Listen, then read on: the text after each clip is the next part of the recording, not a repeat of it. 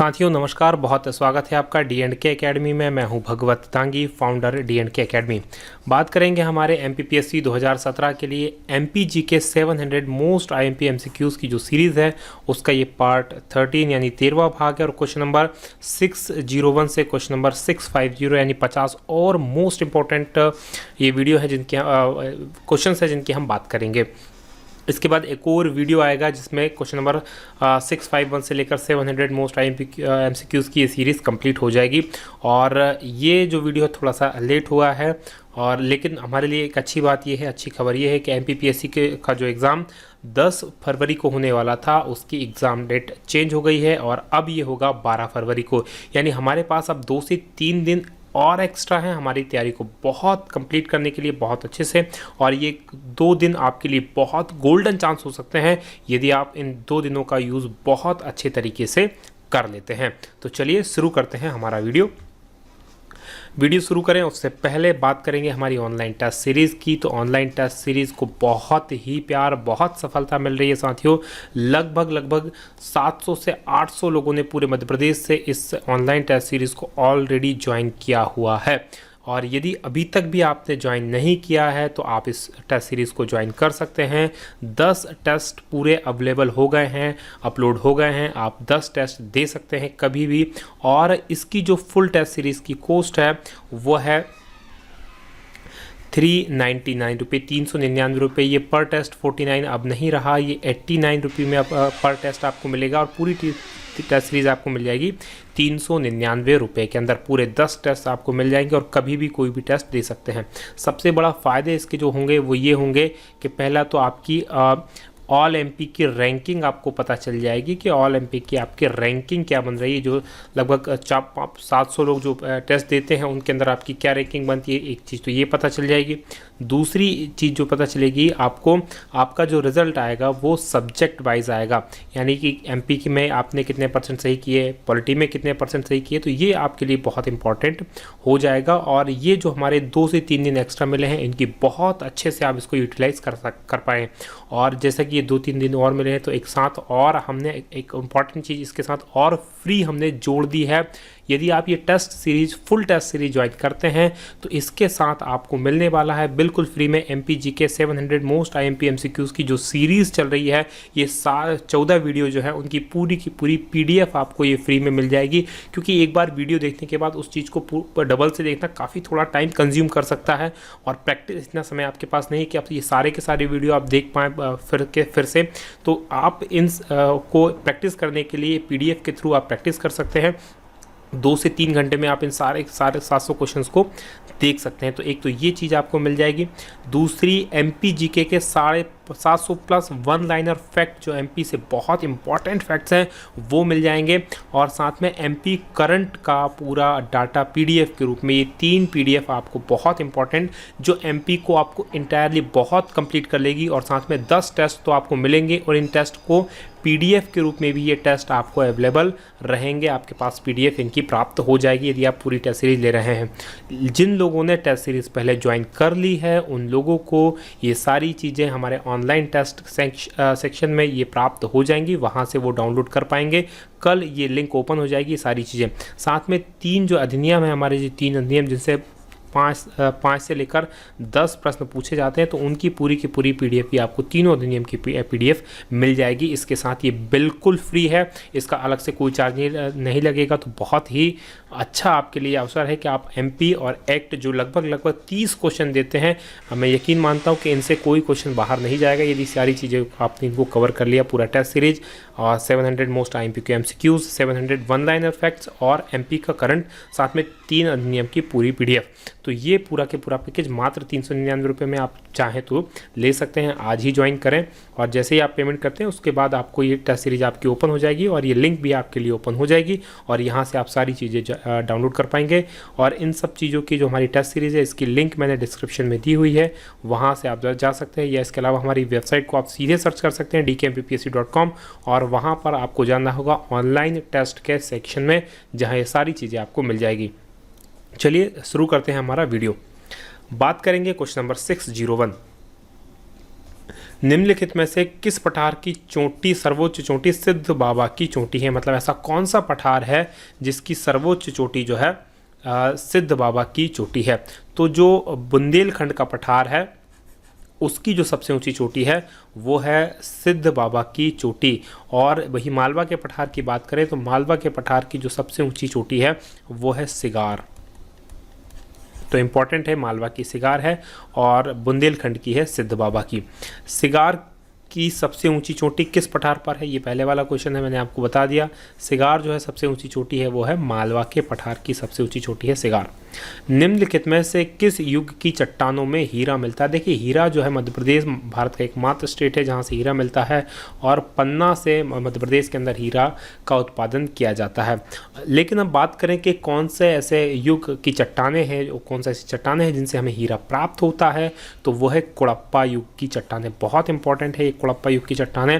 देखिए ये चट्टानों का पूरा कालक्रम रहा है, कुड़प्पा, आर्कियन, विंध्यन, धारवाड़, ये अलग अलग क्रम में रही हैं। तो इनमें से जो कुड़प्पा युग है उसके अंदर से हमें मिलती है हीरे की खदानें। सूर्य की किरणें किस रेखा पर लंबवत पड़ने पर मध्य प्रदेश में सबसे अधिक गर्मी पड़ती है? देखिए आपको पता होगा कि जो कर्क रेखा है वो मध्य प्रदेश के बिल्कुल बीच में से होकर गुजरती है, 23.5 डिग्री। कर्क रेखा जिसे 23.5 उत्तरी अक्षांश जिसे हम कर्क रेखा के नाम से जानते हैं वो मध्य प्रदेश के बिल्कुल बीच में से गुजरती है। मकर रेखा जो है 23.5 डिग्री दक्षिणी अक्षांश है जो मध्य प्रदेश से बिल्कुल नहीं होकर गुजरती है। विषुवत रेखा तो 0 डिग्री है। इक्वेटर जिसे हम कहते हैं वो भी मध्य प्रदेश से नहीं गुजरती है। तो ये जो होती है यहाँ पर सूर्य जो है सीधा चमकता है 21 जून को। तो ये यहाँ पर मध्य प्रदेश में गर्मी पड़ती है कर्क रेखा पर सूर्य के सीधे चमकने के कारण।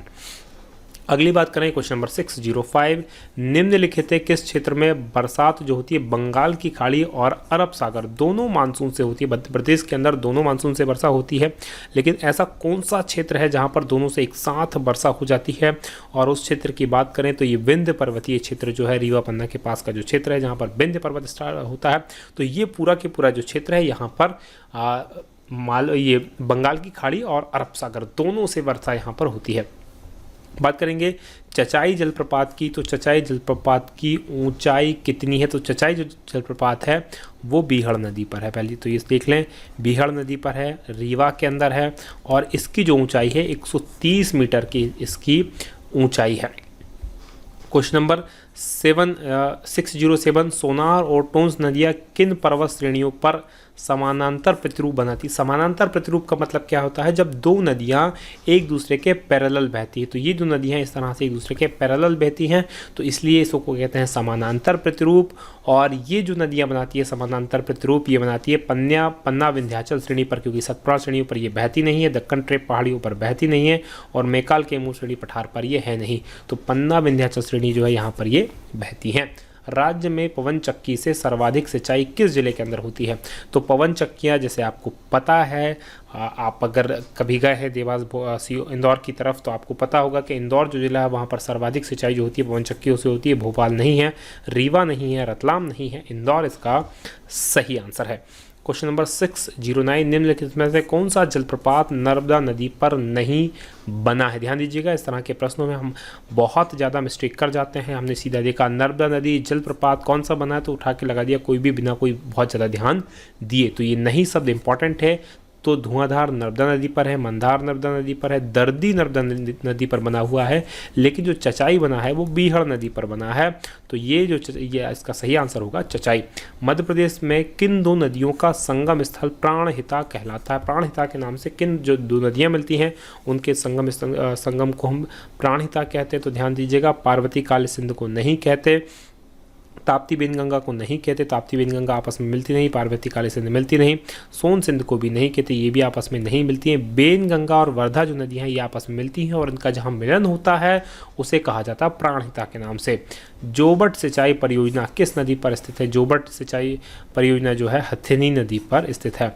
बात करेंगे धान की कृषि के लिए उपयुक्त फसल है, कौन सी फसल है जो धान की खेती के लिए सबसे ज़्यादा उपयुक्त होती है? तो कछारी मिट्टी, नॉट सो इम्पॉर्टेंट, जलोढ़ मिट्टी में नहीं, काली मिट्टी नहीं, काली मिट्टी है कपास के लिए फेमस है। ठीक है। तो ये जो लाल पीली मिट्टी है जो बालाघाट के आसपास और खासकर पूर्वी दक्षिण पूर्वी मध्य प्रदेश में पाई जाती है, यहाँ पर धान की खेती होती है और ये जो मिट्टी है धान की खेती के लिए बहुत ज़्यादा उपयुक्त होती है। बात करेंगे मध्य प्रदेश की, ये मुद्रा लिखा है जबकि मुद्रा नहीं है, मृदा है, ये ध्यान दीजिएगा, ये मृदा है।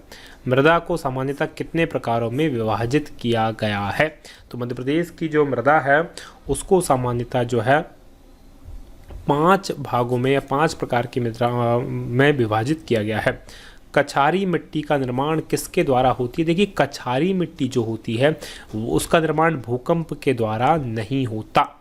दूसरा, ज्वालामुखी उद्गार द्वारा भी इसका निर्माण नहीं होता, इसका निर्माण होता है बाढ़ के निक्षेपण से। निक्षेपण का मतलब जो है, जो नदी जब बाढ़ अपने साथ बाढ़ लेके आती है तो बाढ़ के साथ जो मिट्टी बहा कर लाती है, कटाव करके जो मिट्टी लाती है और वो जो किसी क्षेत्र में फैल जाती है वो जो कहलाती है वो कछारी मिट्टी कहलाती है और ये निक्षेपण के द्वारा होता है।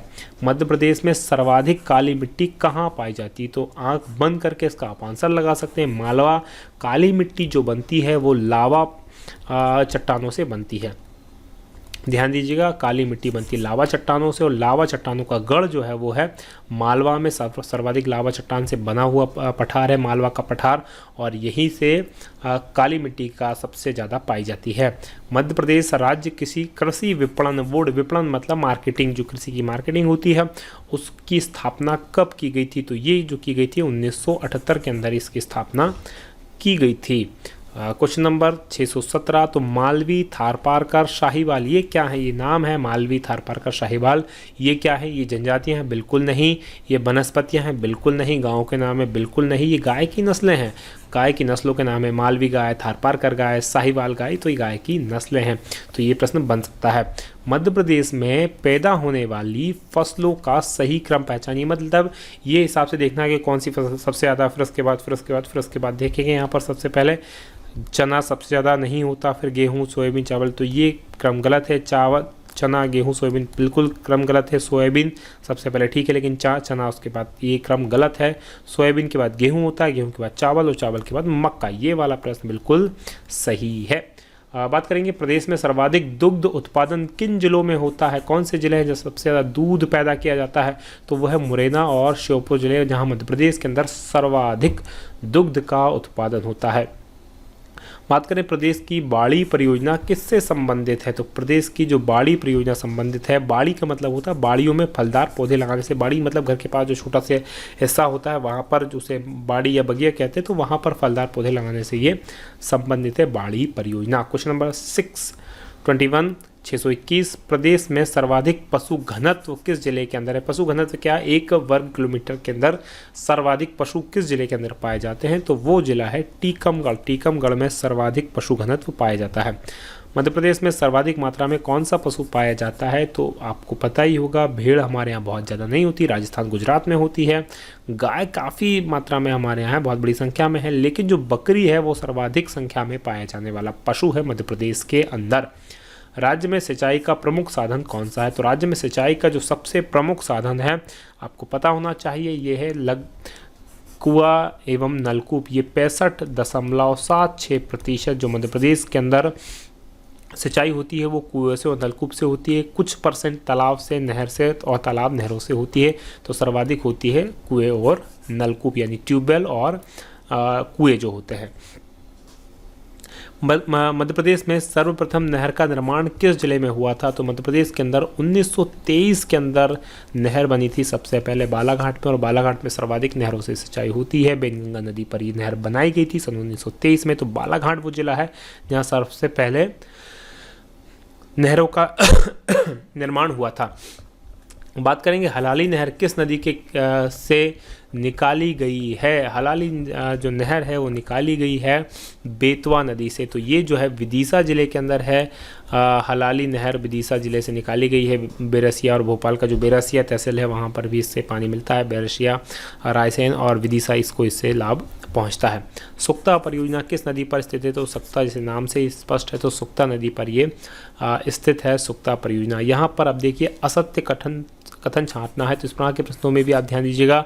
सत्य छांटना है या असत्य छांटना है, इस चीज़ को आप ध्यान से पढ़िएगा और फिर इसका आंसर कीजिएगा। तो मध्य प्रदेश में सिंचाई का सबसे प्रमुख साधन कुएं नलकूप है, बिल्कुल सही है, 65.76%। राज्यों में भूमिगत जल का सर्वाधिक विकास रतलाम जिले में हुआ है, ये भी पूरी तरह से सत्य है। कुओं द्वारा पश्चिमी मध्य प्रदेश में सर्वाधिक सिंचाई होती है, एब्सोल्युटली राइट। सबसे ज़्यादा जो सिंचाई होती है पश्चिमी मध्य प्रदेश में विशेषकर, तो वो होती है कुओं से। लेकिन राज्यों में पवन चक्की में सर्वाधिक सिंचाई खरगोन से होती है, बिल्कुल गलत है। ये खरगोन में नहीं, इंदौर में होती है, जैसे कि हम पहले ही बात कर चुके हैं। इंदिरा गांधी बांध किस स्थान पर बनाया गया है, तो इंदिरा गांधी जो बांध बनाया गया है वो नर्मदा नदी के ऊपर बनाया गया है। और ये जो बांध नौगांव में नहीं, हांडिया में नहीं, पुनासा में ये बांध बनाया गया है, पुनासा खंडवा के पास। इसे पुनासा बांध के नाम से भी जानते हैं, या खंडवा नाम से भी, या इंदिरा गांधी सागर बांध के नाम से भी जाने जाते हैं। और नर्मदा बचाओ अभियान के तहत जो मेघा पाटकर बहुत फेमस लड़ी रही हैं, जो इसको बचाने के ऊपर, इसकी जो ऊंचाई है उसको बढ़ाने कम करने के लिए काम कर रही नर्मदा बचाओ आंदोलन में, तो वो इससे संबंधित है। बात करेंगे क्वेश्चन नंबर 629, मध्य प्रदेश के उद्यानों में सर्वाधिक पाया जाने वाला कौन सा पशु है, तो बाघ मध्य प्रदेश के अंदर काफ़ी बड़ी मात्रा में पाए जाते हैं, लेकिन ये बाघ नहीं है। और पहले हमारे देश मध्य प्रदेश को बाघ स्टेट के नाम से भी जाना जाता था, टाइगर स्टेट के नाम से जाना जाता था, लेकिन अब ये तमगा हमसे छीन गया है और ये चला गया है कर्नाटक के पास। कर्नाटक में वर्तमान में सबसे ज़्यादा बाघ हैं, उसके बाद उत्तराखंड में ये बाघ हैं, उसके बाद मध्य प्रदेश की स्थिति यहाँ पर आती तीसरे नंबर पर। तो ये बाघ नहीं है, लोमड़ी नहीं है, सियार नहीं है। चीतल जो पशु होता है वो मध्य प्रदेश के उद्यानों में पाया जाने वाला सबसे बड़ा पशु है। पनपठा अभ्यारण्य कहाँ स्थित है, तो पनपठा अभ्यारण्य मुरैना में बिल्कुल नहीं, रतलाम में नहीं, झाबुआ में नहीं, शहडोल जिले के अंदर स्थित है पनपठा अभ्यारण्य। बात करेंगे क्वेश्चन नंबर 631, राज्य में खुले वनों का कितना प्रतिशत भाग है। देखिए वनों के ऊपर एक दो प्रश्न बनने की पूरी तरह से संभावना है, तो राज्य के वनों के ऊपर आप अच्छे से स्टडी करके जाइएगा।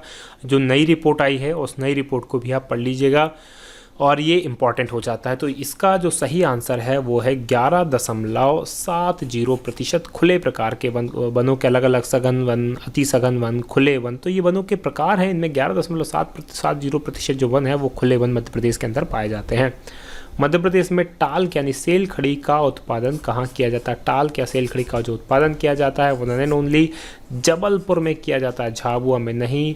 झाबुआ में जो होता है रॉक फॉस्फेट मिलता है, जब शहडोल से मीथेन गैस सुहागपुर क्षेत्र से मिली है, टीकमगढ़ से नहीं किया जाता, तो ये जबलपुर क्षेत्र है जहाँ से ये किया जाता है। बात करेंगे क्वेश्चन नंबर 633, कौन सा खनिज वुल्फ्रामाइट के रूप में मिलता है, तो वुल्फ्रामाइट के रूप में जो खनिज मिलता है वो टंगस्टन मिलता है और ये होशंगाबाद के आगर गांव से निकलता है। बहुत इंपॉर्टेंट है, होशंगाबाद का आगर गांव, होशंगाबाद का आगर गांव। प्रदेश में गेरू की प्राप्ति का स्रोत है, गेरू कहाँ से प्राप्त होता है, गेरू क्या होता है, रेड कलर का एक पदार्थ होता है जो इसको रंगने के काम में आता है, खासकर गांव के अंदर जो विभिन्न त्यौहार होते हैं उसके ऊपर इससे काफ़ी कुछ चीज़ें बनाई जाती हैं। जो रेड कलर का होता है, प्योर रेड, कत्थई टाइप का जो होता है ये, और ये जो हमें मिलता है ये सतना से हमें गेरू की प्राप्ति होती है। चीनी मिट्टी के लिए कौन सा नगर प्रसिद्ध है, चीनी मिट्टी जिसके बर्तन बनाए जाते हैं, आपने चीनी मिट्टी के बर्नियाँ देखी होंगी जिनमें अचार रखते हैं, प्लेट्स, कप, बहुत सारी चीज़ें चीनी मिट्टी से बनाई जाती है। तो मध्य प्रदेश के अंदर जो नगर चीनी मिट्टी के लिए प्रसिद्ध है वो उज्जैन बिल्कुल नहीं है, इंदौर भी नहीं है, मांडू भी नहीं है, जबलपुर है। और मांडू का नाम जहाँ भी आया तो ये महलों के लिए सबसे ज़्यादा फेमस है, सिटी ऑफ जॉय कहा जाता है। इंदौर मध्य प्रदेश की व्यावसायिक राजधानी है। उज्जैन जो एक मंदिरों का शहर के नाम से बहुत फेमस है, महाकाल मंदिर, मंगलनाथ मंदिर और बहुत शानदार शानदार यहाँ मंदिर बने हुए हैं। रेहंद जल परियोजना किस स्थान पर निर्मित है, तो छोटा सा प्रश्न है, पीपरी में ये निर्मित है, बहुत ज़्यादा इंपॉर्टेंट नहीं है। भांडेर किस प्रकार के विद्युत गृह के लिए प्रसिद्ध है, भांडेर देखिए विद्युत गृह के लिए प्रसिद्ध है, जल आधारित के लिए बिल्कुल प्रसिद्ध नहीं है, यह गैस आधारित के लिए फेमस है। गैस आधारित यहाँ से विद्युत बनाई जाती है। भारत सरकार ने ग्रामीण विद्युतीकरण निगम की स्थापना कब की थी, कौन सा सन था जब ये ग्रामीण विद्युतीकरण मिशन की स्थापना की गई थी, और ये की गई थी वर्ष 1960 के अंदर ग्रामीण विद्युतीकरण निगम की स्थापना। मध्य प्रदेश के किस जिले में सबसे कम सड़कें हैं, कौन सा ऐसा जिला है जहाँ पर सड़कों की संख्या जो है सबसे कम है, तो वो जो जिला है जहाँ सड़कें सबसे कम हैं वो आदिवासी जिला है, झाबुआ के अंदर। राज्य में देश के राष्ट्रीय राजमार्गों का कितने प्रतिशत भाग है, मतलब मध्य प्रदेश के अंदर कितने प्रतिशत राष्ट्रीय राजमार्ग हैं कुल देश के, तो ये जो प्रतिशत है ये 8% भाग मध्य प्रदेश के अंदर है। लगभग हमारे पास 9% यहाँ पर ज़मीन है और उसका भी 8% हमारे पास सड़कें हैं। डीजल लोको शेड कहाँ स्थित है? डीजल लोको शेड जो स्थित है रेलवे से संबंधित है, ये कटनी के अंदर स्थित है डीजल लोको शेड। पश्चिम मध्य रेलवे का जोन मुख्यालय कहाँ? मध्य प्रदेश के अंदर एकमात्र जोन मुख्यालय है पश्चिम मध्य रेलवे का जो जोन मुख्यालय है वो है जबलपुर के अंदर, और भोपाल में रेलवे रिक्रूटमेंट बोर्ड यानी रेलवे सेवा आयोग बना हुआ है। होशंगाबाद के संभाग में आता है, आपको पता होना चाहिए। रीवा संभाग में नहीं आ सकता, चंबल में नहीं आएगा, सागर में नहीं आता। ये नर्मदापुरम जो संभाग है उसके अंदर होशंगाबाद आता है, और इस नर्मदापुरम का पहले नाम जो था होशंगाबाद संभाग था, लेकिन वर्तमान में इसका नाम है नर्मदापुरम संभाग। निम्नलिखित में से कौन मध्य प्रदेश के मुख्यमंत्री नहीं रहे? तो प्रकाश चंद्र सेठी मध्य प्रदेश के मुख्यमंत्री थे। गोविंद नारायण सिंह ये भी मध्य प्रदेश के मुख्यमंत्री थे। टीपी मिश्रा, द्वारका प्रसाद मिश्रा ये भी मध्य प्रदेश के मुख्यमंत्री रहे, लेकिन बीसी शुक्ला मध्य प्रदेश के मुख्यमंत्री नहीं रहे। श्याम चरण शुक्ल रहे हैं, बीसी शुक्ला नहीं। अगले प्रश्न की बात करें 645, मध्य प्रदेश में अंतिम बार राष्ट्रपति शासन कब लगाया गया था? तो मध्य प्रदेश के अंदर वर्तमान अभी तक केवल 3 बार राष्ट्रपति शासन लगा है। पहला जो राष्ट्रपति शासन लगा था वो लगा था 30 अप्रैल 1977, ये पहली बार लगा था।